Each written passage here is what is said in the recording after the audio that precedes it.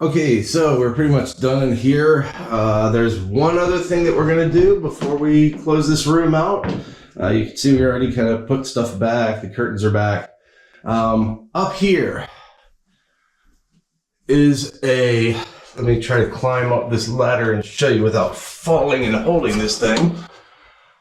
Okay, so this is a light, but it's also the exhaust fan for the room. I don't know if you can see that or not, but there's a gap between the light, and that's where the exhaust comes out for the house. So the motor in there is no longer working, and I got to replace the motor. So I'm going to do my best to try to show you how I do that. I'm going to put on my head rig, but I don't know how the video comes out. So we will see if you actually get to see me doing that or not, because it's a little bit awkward. And then the other thing I'm doing, again, try not to bust myself, is we're replacing the Humidistat, or we're replacing the exhaust fan switch with Humidistat. So I've kind of already done that a little bit, and I'll show this to you. So right here we have the Humidistat. It's by Ortis. I'll drop the link down below, but it's basically got 3 wires that come out of it. The blue, the white, and the black, and they tag in. I'm not going to show you how to do that. The instruction manual tells you exactly what you're doing when you hook it up, because I don't want to tell you to do it the way that your wiring does it, because it may be a slightly different color than my wiring, my house wiring.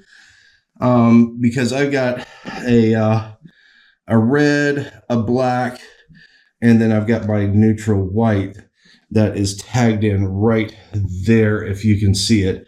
And that doesn't match the colors that are on the Ortis, but it's blue, black, and white instead of red, black, and white. So again, I'm not going to tell you how to do that, because I'd rather you follow your own instructions from the manual to hook it up to the correct color of your wiring in the house.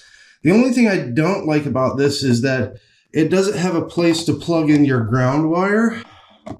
So you see the ground wire right there. So what I did is I created a hook to the ground, and I ran it through here. So I've got metal to metal contact. So I'm going to put this on and show you what it does in just 1 second. Well, I'm going to show you how to replace the fan up there and talk to you about eBay. And then I'll mount this and show you how it works. It's actually really cool. Talk to you in a minute. Okay, I'm hoping you can see this. And again, I'm trying to do this without busting my... But, so I got the light out. And you see there's a spring here and a spring here. So the way you do this is you take a Phillips head screwdriver, and if you notice on the side of the spring, there's a little hook. So you go inside that hook, and then the hook comes right out. Isn't that kind of neat? It took me a minute to figure that out. Now I gotta do this one while trying not to bust my... And there you go. And this whole housing comes out.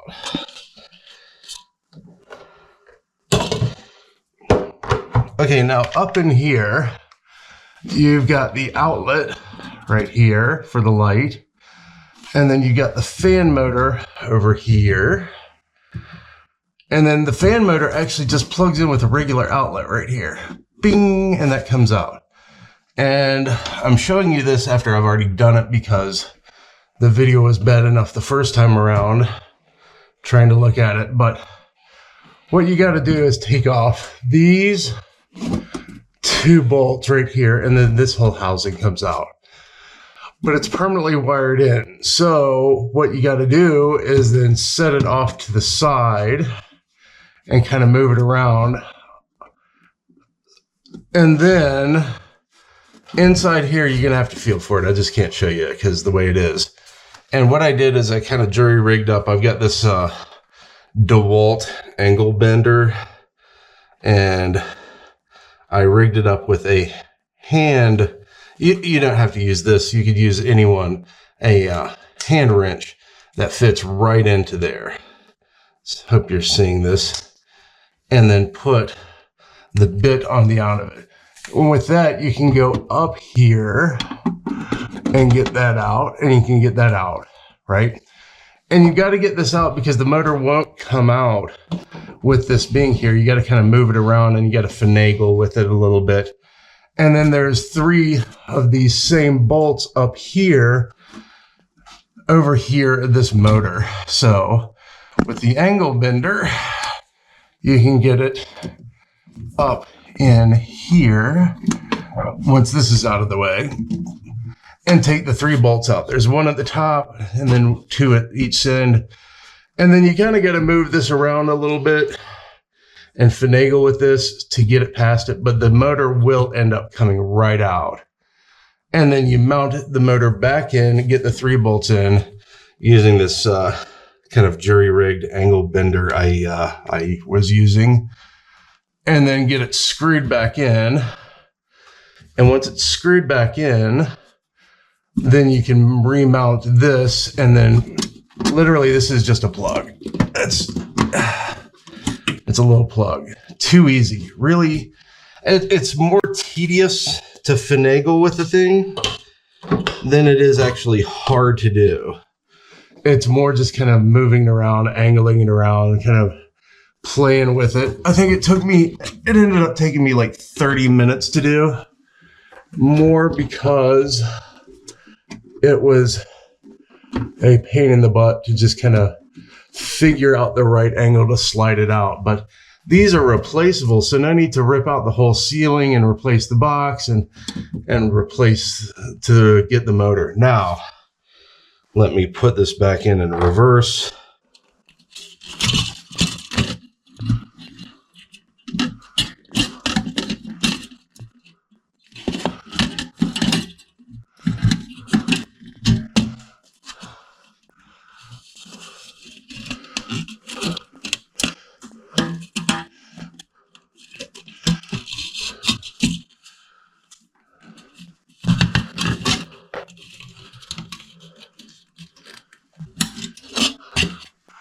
Okay, I think it's back in.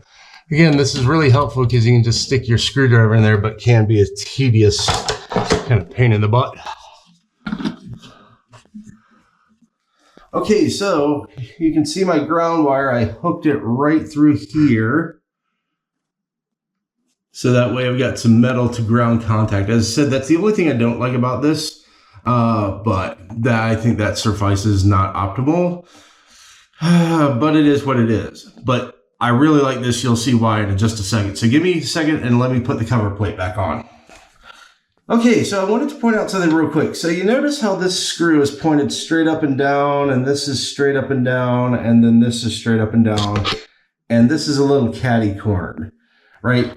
An electrician, or anyone that knows at least somewhat about electricity, knows that an electrician will always point these straight up and down almost perfectly, like completely methodically. So here's a little quick tip. If you go in to do an inspection because you're building a house, or especially if you're going and buying a house, look for these that are a little bit kind of off angle instead of straight up and down, because that means someone that didn't know basically what they were doing or weren't sure about what they were doing may have been in here messing around. So if I came into the house, and I did come in the house when I bought this place, and I found a couple that were a little bit kind of catty-cornered, I made note of those for my home inspector to pull those plates off and inspect and make sure that the electrical was good behind there. So just wanted to kind of point that out. Okay, now you see that we've got this installed, and I'm trying to get my light right because it's being a pain. So what this does is you see that there is a 55 at the bottom. Let me turn this on, maybe you can see it better. There's a 55 at the bottom and a 56 in here. So what this is the set point is 55% humidity in this room, and the upper number, and it turns off after a second, the upper number is the actual humidity currently in the room. So let me do this. I'm going to breathe on this, and it's going to pop off in a second. So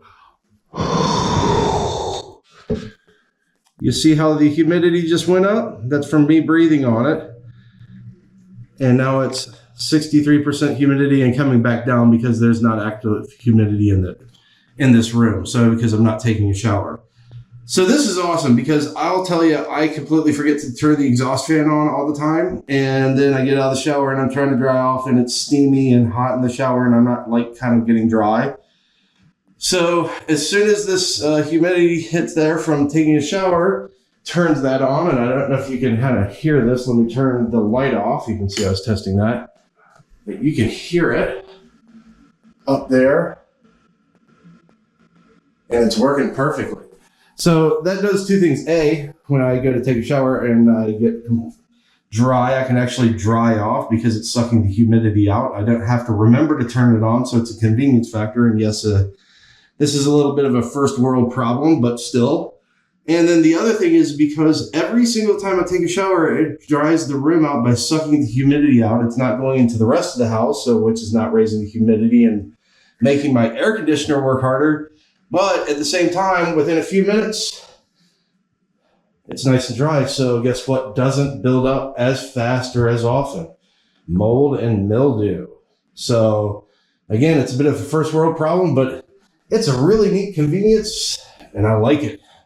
So this is by Ortis. I'll drop a link below to that. But the way it works is that you come in here and you press manual. So if I want to turn it off, I can turn it off. You see the blue light go off.